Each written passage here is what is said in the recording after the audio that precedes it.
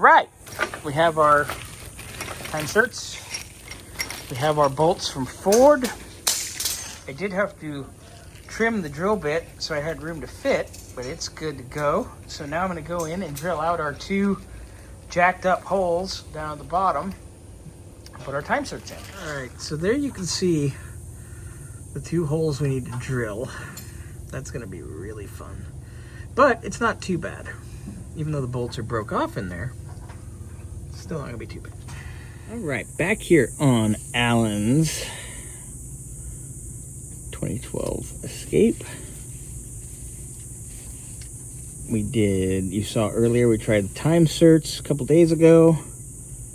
Everything was so jacked up and wallered out, it did not want to work.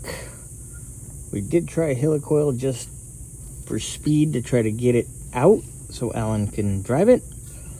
And they pretty much just pulled out because Helicoils are shit, and I will still stand behind that statement.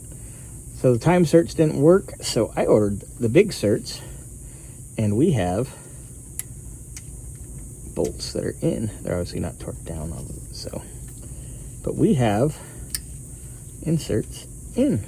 I will show you those right now. Let me pull the bolts out, because as soon as I do this, I'm bolting this compressor in, putting the belt on, and I'm letting this baby run a while just to make sure that we are good to go. All right, here we go. Up and in. Let's see if I can do this. BigSerts in, baby. There they are. I know it's hard to see, but okay, let's see if we can get this thing to focus. Focus, focus, focus, focus, focus. All right, well, whatever. You can see they're there. Oh, there it is. I win. I win again. The top bolt hole was fine. That bolt was just bent. So we have all new bolts, obviously. And this only bolts on with 3 bolts, as opposed to the Fusion, like I said, that uses the same engine. So yeah, there's that. So I'm gonna pop the compressor on, bolt everything down, get the belt on, and the next time you see this, we'll do it. That looks like a dub to me.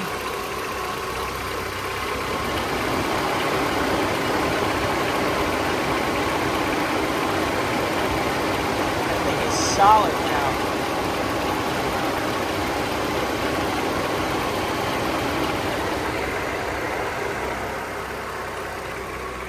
Charging 14.2, 14.3. This battery was low, so we're gonna run it for a bit.